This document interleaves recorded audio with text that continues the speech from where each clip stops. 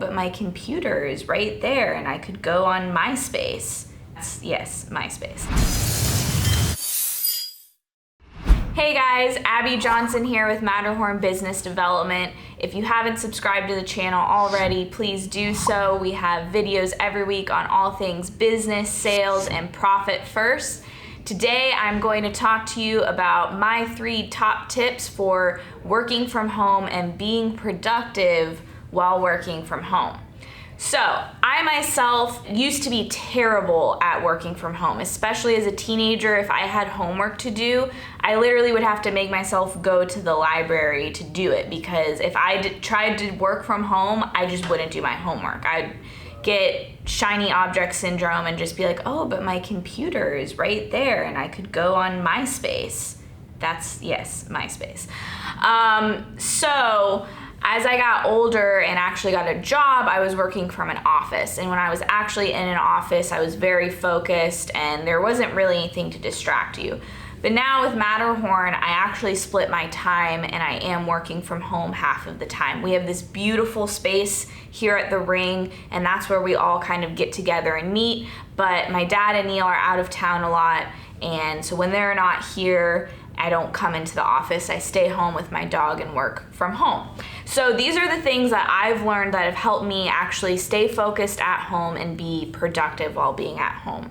So number 1 was creating a nice space for myself at home to work from. When we first moved into the house I'm in, we were in the middle of remodeling it and painting, and we didn't really know which room I would be in for my office, and I had just a folding table and it was kind of shoved in a corner, and I didn't have any place to put my papers, so it got really messy and it just made it not enjoyable to work at home. It made me not want to work at all, or I would go actually work on my couch with my dog most of the time. I wouldn't even sit at the desk because it just didn't feel good to be in that space. So recently we finished painting my office, and my husband built my desk for me. Thank you, Aaron. And I now have a nice desk. I have papers organized in drawers. I have a basket system, and I have a monitor for my laptop. And I realized the first day I sat down, I got so much more work done just because I was able to sit down and feel good in this space.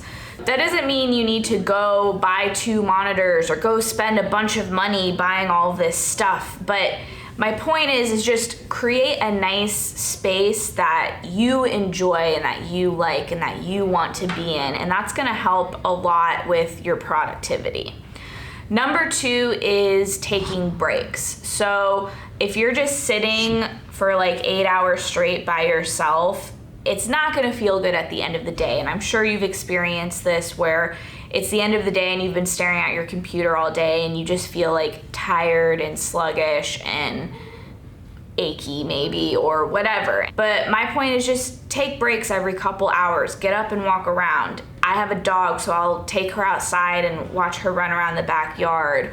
Or if you have a nice neighborhood, maybe you can take a walk. But the point is just, take a 10-minute break or something and just extract yourself a little bit, because you're gonna feel a lot fresher and better at the end of the day, and maybe not as burned out from working 8 hours straight and not taking a lunch break. I used to do that. I used to not even take a lunch break if I was working at home. I would eat in front of my computer, and I realized I was just getting way more burned out that way. So now I actually do take a lunch break, and I'll coordinate it. My husband works from home too, so we'll take a lunch break together and get to talk and have some human interaction.